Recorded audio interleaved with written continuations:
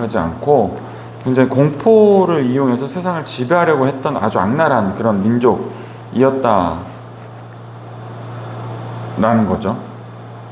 이사야가 서 있던 자리는 그런 자리였습니다. 한 도시를 점령하면 그 지도자들을 공개적으로 처형을 한다든지, 또 살아남은 사람을 다른 지역으로 아예 이주시켜서 민족의 정체성을 두렵게 하는, 다 이방인을 만들어 버린 거죠. 그 나라를 차지하고 나서 그 나라를 옆 나라를 차지하면 그 사는 사람들을 바꿔버렸다고 해요. 우리가 만약에 뭐 큰 나라에 침략을 당해서 우리나라가 침략당했다 그러면 우리나라의 전체 사람들을 다 그 전에 침략했던 뭐 중국이면 중국, 일본이면 일본으로 아예 다 옮겨버리는 그런 무서운 일로 이 사람들을 공포 정치를 했던 사람들이다라는 겁니다. 그래서 민족의 정체성을 무너뜨리는 이런 정책을 펼쳤고, 이 아수르가 지나간 자리에는 성벽이 다 무너지고 들판은 다 황폐해지고 가족들은 서로 흩어지는, 그래서 사람들은 전쟁보다도 이 아수르의 이름 자체를 더 두려워하는 그런 나라였다라는 거예요. 그래서 북이스라엘은 이미 그 공포를 몸소 경험하고 있었고, 오늘 본문 1절에서 언급되는 스불론과 납달리 지역은 아수르의 침략을 가장 먼저 받은 곳이었습니다. 그래서 그곳의 눈물과 그 당시에 당했던 사람들의 그 잔혹한 사회 현실과 이런 것들 때문에 소문이 많이 무섭게 나 있는 게 바로 아수르였다라는 겁니다. 그곳에서는 부모 자녀와 생이별을 했고, 농부들은 평생 일궈온 땅을 잃었고, 마을마다 울음소리가 그치지 않고, 하나님께서 약속의 땅으로 주셨던 그 땅이 더 이상 약속처럼 보이지 않았고, 사람들은 하나님께서 정말 우리와 함께 계신 것이 맞는가라는 질문을 던지기 시작했다라는 것이죠. 남유다도 결코 안전하지 않았습니다. 바로 붙어 있었으니까요. 아직 예루살렘 성은 무너지지 않았지만 모두가 알고 있었습니다. 북쪽이 무너졌으면 곧 남쪽도 무너질 것이다 라는 것을 이 남유다 사람들도 알고 있었다라는 겁니다. 정치를 하는 지도자들은 하나님보다 외교를 더 신뢰해서 아수르에게 더 잘 보이려고 하고, 또 그 주변 강대국과 동맹을 모색하는 일이 있었고요. 거리에는 사람들이 내일을 걱정했고, 부모들은 자녀들의 미래를 걱정했고, 백성들의 마음은 점점 하나님보다 두려움에 사로잡혀갔던 그런 시대가 바로 지금의 남유다의 이사야가 활동했던 시대다라는 겁니다. 언제 이 삶의 터전이 무너지게 될지 모르는 그런 아주 일촉즉발의 상황이었다라는 겁니다. 바로 이때에 이사야가 하나님의 말씀을 선포하는데, 하나님께서 보여주는 심판이 아니라 그 환상을 보게 되는데요. 그게 굉장히 놀라운 것이었고, 그것을 믿음의 눈으로 선포했던 이사야의 모습이 바로 오늘의 본문이라는 겁니다. 이 장면을 볼 때, 그리고 최대한 그 상황을 잘 설명하라고 할 때, 과연 내가 여기 살았으면 나는 어떻게 됐을까? 매일매일 두려워하지 않았을까? 사실 모든 백성이 그랬고, 하나님께서는 모든 백성들, 그 사람들에게 말씀 안 하시고 오직 한 사람, 이사야에게만 하나님의 말씀을 주셨다라는 거죠. 사람들은 흑암을 받습니다. 그 삶의 어려움을 받고 삶의 힘듦을 받지만, 이사야는 하나님이 주신 마음과 환상을 받다. 놀라운 것은 하나님께서 이 이사야에게 보여주신 것이 현실을 부정하는 환상이 아니라, 하나님은 또 아수르가 없다라고 말씀하시는 것이 아니라 전쟁이 거짓이다라고 말씀하지 않으셨습니다. 백성들의 눈물이 헛된 것이라고도 말씀하지 않으셨습니다. 하나님은 그 모든 현실을 인정하시면서도 그것보다 더 크고 깊은 하나님의 현실을 보여주셨죠. 그래서 이사야는 오늘 말씀에 이렇게 선포합니다. 흑암에 행하던 백성들이 큰 빛을 보았다라고 이야기를 하죠. 미래에 빛이 올 거라는 희망사항이 아니라 그 어둠 가운데, 힘든 가운데 하나님께서 빛을 보여주셨다라고 말을 선포를 시작하게 되는 겁니다. 모든 사람들이 흑암을 받고 모든 사람들이 어둠을 받습니다. 그러나 이사야는 빛을 받습니다. 백성은 압제자의 멍에를 보았지만 이사야는 하나님께서 그 멍에를 꺾으시는 모습을 봤죠. 백성들은 피 묻은 군화와 전쟁터를 보았지만 이사야는 군인의 신발과 피 묻은 옷이 모두 불 속에서 사라지는 장면을 봤습니다. 사람들은 아수르 최강의 황제를 바라보고 있었지만, 또 그를 두려워하고 있었지만, 하나님은 선지자인 이사야에게 한 아기를 보여주셨던 것이 오늘의 말씀입니다. 엄청난 역설이죠. 세상은 언제나 강한 군대를 통해, 또 나에게 오는 커다란 힘들을 통해 세상을 바꿀 수 있다고 얘기하지만, 하나님께서는 갓 태어난 한 아이를 통해 역사를 바꾸시겠다고 지금 이사야에게 말씀하고 있는 겁니다. 한 아이가 우리에게 낳고 한 아들을 우리에게 주신 바 되었다라고 예언하는 예언시가 바로 오늘 이사야 말씀이죠. 이 현실은, 이 고백은 현실을 모르는 낙관주의가 아니고 오히려 현실을 누구보다 정확히 알고 있었지만 현실보다 하나님의 약속을 더 믿음으로 신뢰했던 믿음의 선언입니다. 오늘 우리에게도 현실은 여전히 무겁습니다. 그러나 하나님께서는 그 현실을 넘어 하나님의 역사를 바라보는 믿음의 눈을 우리에게도 주시기를 원하십니다. 오늘 말씀을 통해서 우리가 삶의 자리에서 세상의 무서움과 두려움과 상황을 보는 것이 아니라 하나님께서 주시는, 예수님을 주시는 그 은혜 가운데 들어와 있음 우리가 고백하며 그 말씀으로 우리가 하나님을 보기를 바랍니다. 하나님께서 한 사람의 눈을 들어 올리셨습니다. 그게 바로 선지자 이사야였습니다. 흑암 가운데서 하나님의 능력과 하나님의 말씀을 보았던 것이죠. 백성들의 시선은 흑암이었고 압제자의 멍이었고 피 묻은 군화였지만 선지자의 시선은 큰 빛이었고 꺾인 멍이었고 불 속에 사라지는 군복이었고 한 아기를 보았다. 세상은 강한 군대를 말하지만 하나님은 한 아기를 통해 역사를 바꾸셨습니다.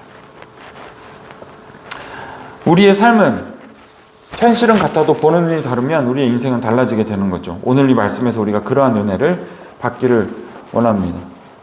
날마다 예배가 흔들리고 우리의 삶의 선포가 어려질지라도 주님께서는 우리에게 주시는 비전은 날마다 정확합니다. 성경에는 이와 매우 비슷한 장면이 또 한 번 등장합니다. 열왕기하 6장을 보면 엘리사라는 선지자가 나옵니다. 그때도 비슷한 전쟁 상황이 있었는데 그의 사환이 도단성에 머물러 있을 때 아람 왕이 엘리사를 잡기 위해서 밤사이에 군대와 말과 병거를 보내 선을 완전히 포위하였습니다. 이른 아침 사환이 직원이죠. 성전에서 일하는 직원이 성 밖을 내다보다가 그 장면을 보고는 굉장히 놀란 거죠. 이제 바로 성 앞까지 엘리야를 잡기 위해서 그 군인들이 온 거예요. 얼굴이 하얗게 질려서 엘리사에게 옵니다. 주여, 엘리야가 아니고 엘리사 주여, 우리가 어찌 피하리까? 그 절규에는 두려움과 절망 모든 게 끝났다. 정말 잡혀가겠다라는 그런 절망이 담겨 있습니다. 사실 그의 판단은 틀린 판단이 아니었습니다. 군인들이 바로 문 앞까지 왔고 모든 것을 정말 생명까지도 죽을 수밖에 없는 상황이었죠. 군대는 실제로 성을 둘러싸고 있었고 창끝은 실제였고 말 바꿀 소리도 실제였습니다. 적군은 상상이 아니라 눈앞에 있는 현실이었습니다. 그러므로 사환이 두려워한 것은 믿음이 없어서가 아니라 인간의 눈으로는 너무나 당연한 두려움과 공포에 사로잡혀 있던 거지요. 근데 엘리사의 반응은 전혀 달랐습니다. 사환은 이해할 수 없었습니다. 두려워하지 말아라 이렇게 얘기하는 거죠. 우리와 함께한 자가 그들과 함께한 자보다 많다라고 엘리사가 이상한 얘기를 합니다. 성 안에는 자신과 엘리사 둘뿐인데 어떻게 우리 편이 더 많다는 겁니까? 라고 물어봤죠. 그러나 엘리사는 현실을 부정한 것이 아니라 현실 너머에 하나님께서 어떻게 일하고 있는 것을 본 것입니다. 그때 엘리사는 하나님께 기도합니다.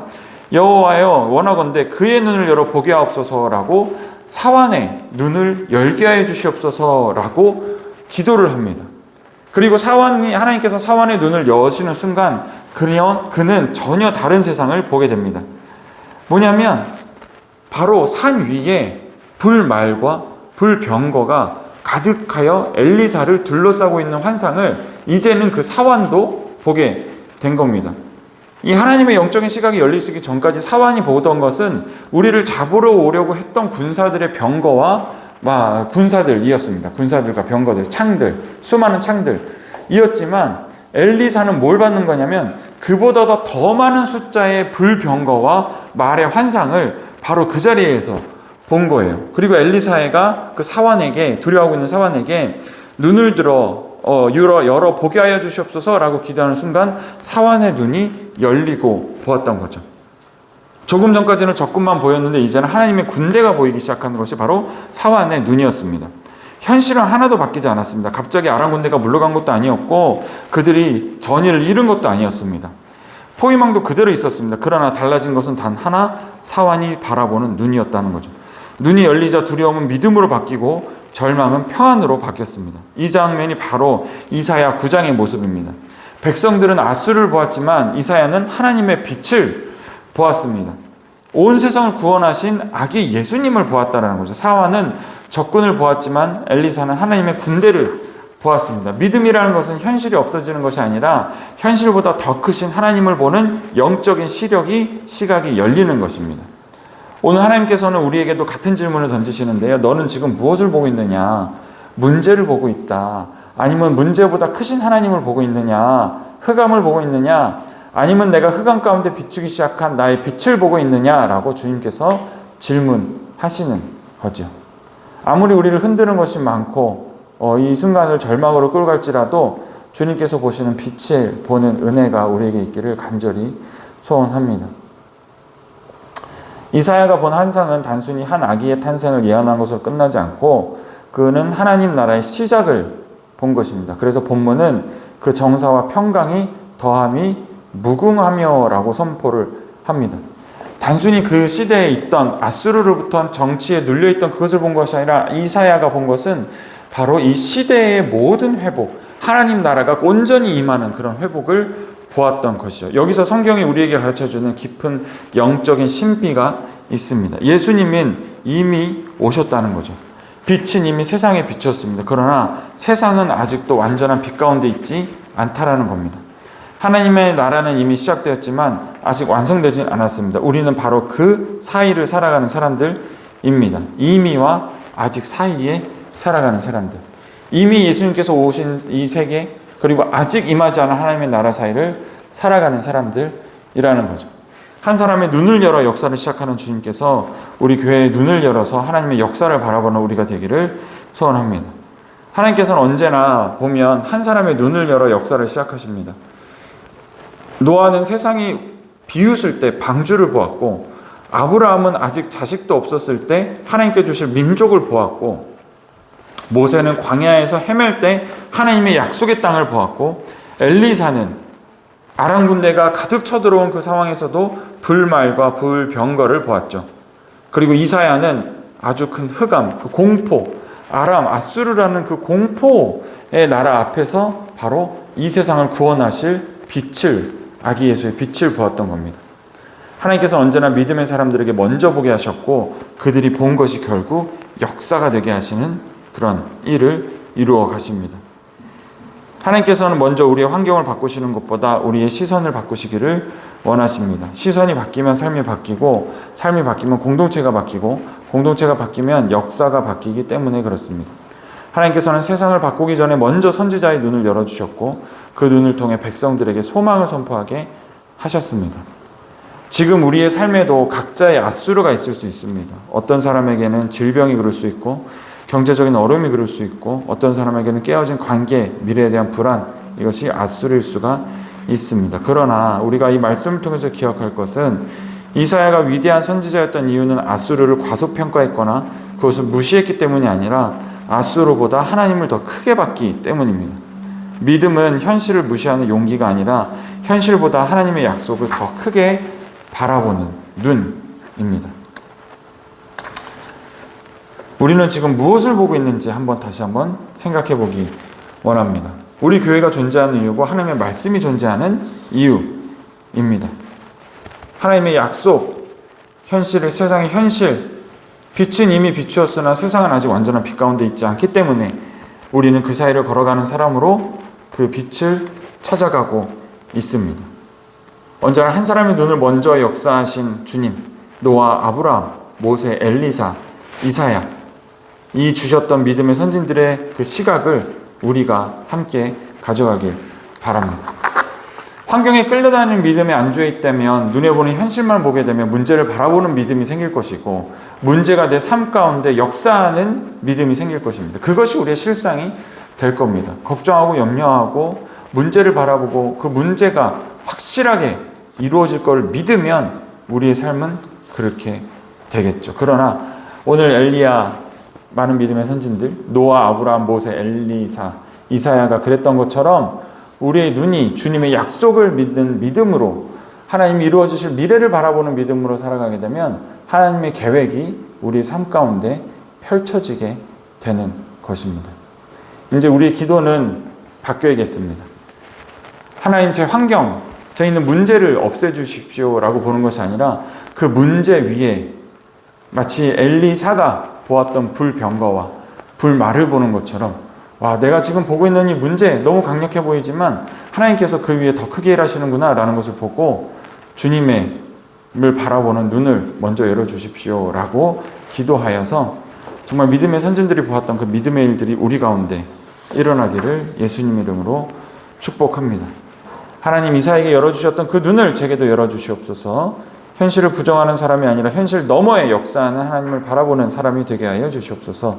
아수르보다 크신 하나님을 보게 하시고 흑암보다 강한 빛을 보게 하시며 오늘의 눈물이 아니라 내일 이루실 하나님의 나라를 먼저 바라보게 하여 주시옵소서라고 기도하면 노아의 눈을 바꾸셨던 주님, 아브라함의 눈을 바꾸셨던 주님, 모세의 눈을 바꾸시고 엘리사 사환의 눈을 여셨으며 이사야의 눈을 열어 흑암 속에서 빛을 보게 하신 것처럼 오늘도 우리의 눈을 바꿔주실 줄 믿습니다. 어려움은 이미 존재하지만 빛을 본 사람은 더 이상 흑암의 사람이 아니고 빛으로 달려가는 사람이 될 줄 믿습니다. 기도하겠습니다. 할렐루야. 하나님 감사합니다. 오늘도 우리에게 주신 이 귀한 믿음의 이야기들을 주님 앞에 올려드리며 봅니다. 주 아버지, 오늘도 선포된 이 말씀 가운데 세상에 어떠한 방해와 역사가 있을지라도 주님의 말씀으로, 주님의 은혜로 주님의 역사를 이루어내는 우리 될 수 있도록 우리 교회와 한 분 한 분 주님께서 축복하여 주시옵소서. 감사드리며 예수님 이름으로 기도드립니다. 아멘.